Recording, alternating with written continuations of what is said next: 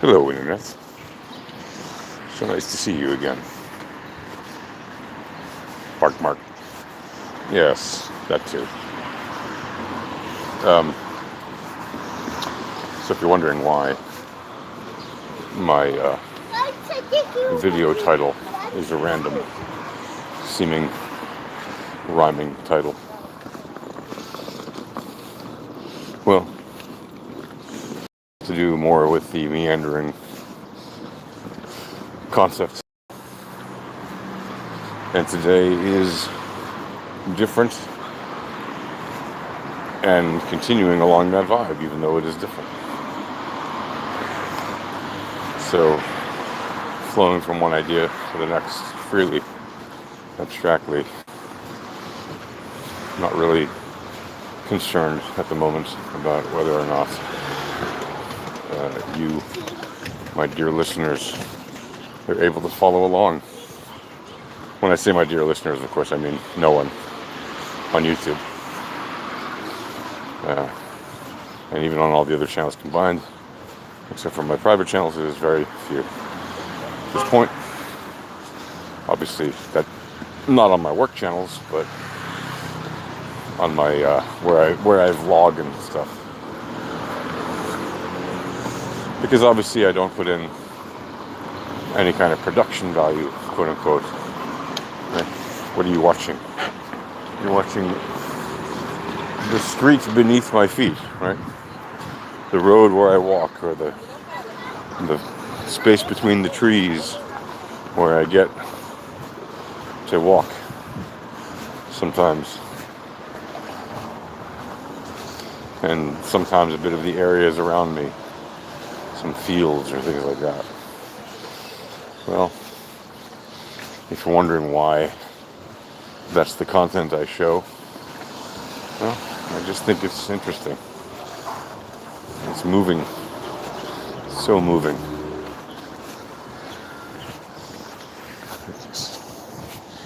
At the same time, what is it that I'm trying to communicate here? Is there a point to this video? Maybe you'll find out. Maybe I won't just tell you. Because maybe I'm sick and tired of the whole vibe of videos have to be formatted a certain way in order to get the most hits and clicks and views. And I've grown tired of that from the beginning, many years ago. Really repulsive to me. Cheesy. Not classy. I would say low class, but it's beyond that. It appeals to the lowest common denominator, intellectually, and in every way, really. And I am not interested in partaking in that kind of garbage. And although I do it for various things that need to be done that way, for one reason or another, when it comes to my personal channels, not so. And I find that pretty much all channels do this in some way, especially the bigger ones, as much as they deny it. And the ones that tell you to do it specifically, in order to reach and grow an audience, they're doing it, they're pushing it, and they know they're promoting garbage. They know what they're doing is promoting the lowest common denominator, but they'll deny that. They'll say, no, we're just following the rules of the algorithm. The algorithms are pushing the lowest common denominator. By and large, that is the overwhelming majority of what they do. YouTube will never show you this video, and you'll never see this video. If you're watching it, congratulations, you're the one. The 99.9999999999999% of people who watch YouTube will never see this video for one simple reason. And that simple reason is that this video will never tell you to play the YouTube game. This video will tell you what you really need to do in order to get satisfaction when it comes to your video productions. And it's very simple. And it's a recipe as old as making bread. What you need to do to get satisfaction out of your videos is to make videos you enjoy making. It's that simple. You shouldn't focus on getting an audience. You shouldn't focus on reaching people. Just make videos that make you happy for the sake of making videos. That should be your principal driver if you want to make videos. If you want that to be the thing you do, or a thing you do, if that's your hobby, right? Make videos you like making, first of all. That really is the key. If you're not making videos that you like making, you're doing it wrong. Okay, now, I understand for work, etc., you may need to at times, or even maybe always, make videos you cannot stand making. Because the director or the head marketer or the owner of the company or somebody wants it done a certain way, even if it doesn't meet your artistic vision. Well, guess what? That's work. Work is work. Be glad you have it. Work is an important, a very important thing. And if you're lucky enough to make videos as part of your work, and that, or even as all of your work, and that actually pays your bills, well, what I can say to you is you're a very fortunate person in a very small percentile of the world overall, considering all the various numbers of situations a person could be in. Anybody who's actually earning a living making videos in an age where videos are practically completely commoditized is very fortunate. Is in a very small percentile of humanity. And for that, you should frankly be very grateful. Come on, don't tell me that's not interesting. Or this right here. Or the sunlight bleaching out the background through the mist of the morning. Early morning mist I find to be very interesting. I like it. You can get the morning dew on the grass, the frosty morning dew, turning into steam and rising up as mist. Well, turning into mist really, and rising up. Looks like steam clouds, but it's just early morning dew, mist. And so, you get the sunlight blasting through the leaves. You can see the plants eating up that sunlight, getting their dose of sunshine, letting all that photosynthesis magic turn into food for them. Yeah. Literally watching plants growing, right? They may seem still, but still as they seem, they are very not still. They are very much growing. And this is the time they grow a lot. Right in the autumn and winter.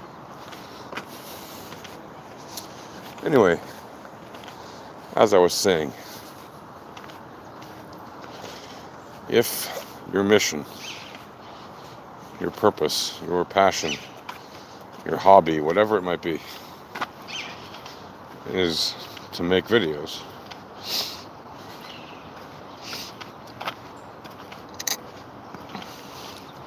notice I didn't say your work, did I?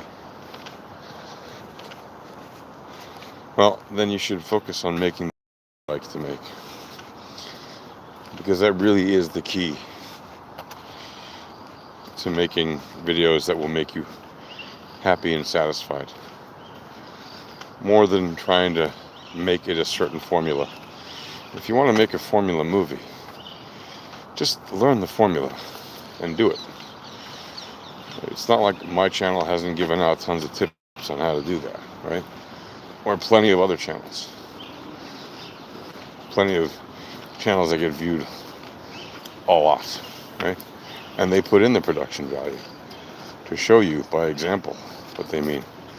Sure, those movies may not get tens of millions of views because there aren't necessarily tens of millions of people trying to make high production value movies or films or videos by learning how to do so by watching YouTube, right? A lot of people will go to film school or whatever. But you can. There is certainly no shortage of ways to learn by looking on YouTube. So don't sell it short. And don't think that just because you're watching it on YouTube means that there's zero value in it. No. There is actually good content on YouTube. And there's actually very high quality content on YouTube. Unfortunately, there's also a component of appealing to the lowest common denominator on YouTube, because that's how the algorithm feeds the pipes. So if you're looking to appeal only to a strictly, high intellect audience, etc., you need to do certain things. If you're trying to reach everyone, trying to make everything understandable and comprehensible and relatable, good for you, wonderful, that's amazing. May you do so, and I wish you much success. Sometimes you want to make content that's really not necessarily for everyone. It's specifically for people who comprehend certain things at a certain level. And to do that, it's not that you should on purpose, block out the ideas that have a wider appeal. It's that those things will not necessarily appeal, or may even turn off the people you're trying to reach. So always keep in mind, if you're making movies to reach a specific demographic, keep that demographic in mind, first and foremost, at the center of your attention. Do not attempt to be all things to all people with every video, unless that is your goal. And by the way, very rarely, if ever, will you actually reach that goal, because very few things, if anything at all, kind of hard to think of any, but go ahead if you can, are all things to all people. Right? If you serve a specific niche, you are more likely to find success with that niche than if you try to be all things to all people. Because it is easier to find the niche to serve than it is to try to do everything for everyone. I know, it seems easy, especially if you're young and you think you've got it all figured out. But the fact is, as you age, you find out through experience, the reality is you're not going to be all things to all people. Don't bother trying. It doesn't mean you can't be a master of many things. It just means that you need to focus on certain things. You need to make choices. And that is probably one of the hardest things to do, especially if you've grown up being told you can do anything, and in a society where you're not pushed to make choices and to do critical thinking, and you're just allowed to floatly free like a balloon in the air in the wind. If you let the wind push you around, you will constantly be a pushover, and you'll never find your own way. The wind will find it for you. On the other hand, if you are determined to get to a place and let nothing stop you, then wind, nor rain, nor sleet, nor hail, nor snow will keep you from where you want to go. And as long as you keep that in mind, don't just be the balloon floating freely in the wind, unless you enjoy that. And unless somehow you can afford to live like that, happily and satisfied. Be determined. Put meaning into your steps. Make happen what you want, as opposed to being made to do what you don't necessarily want. Because that is ultimately what happens if you try to serve all things and all people, as opposed to picking your niche or niches and going with that and building up from there. Right? It's much, I know it's counterintuitive because all the great stories and all the great heroes and legends or all these amazingly powerful, capable characters that can do all things. Well, guess what? Anybody, practically, not everybody, but when people are young and healthy, everyone almost feels like they can do everything. Because we all have all these characteristics, or at least many of us do. We have all these characteristics where we, in theory, could do anything, right? Sure. But it depends what you spend your time focusing on and what you'd spend developing as your expertise. Could you be a great musician and a great doctor and a great chef and a great architect and a great athlete and et cetera, et cetera? Sure. Are you going to actually do all of those things? It's kind of hard to, because it's kind of hard to spend, you only have 24 hours a day like everybody else. And it's not going to be easy to split your time up exactly evenly between all of those tasks and get a lot done in any one of them. Which is why you need to pick and choose your niches. Anyway, enough about that. Happiness. I hope you find it. Ta-ta.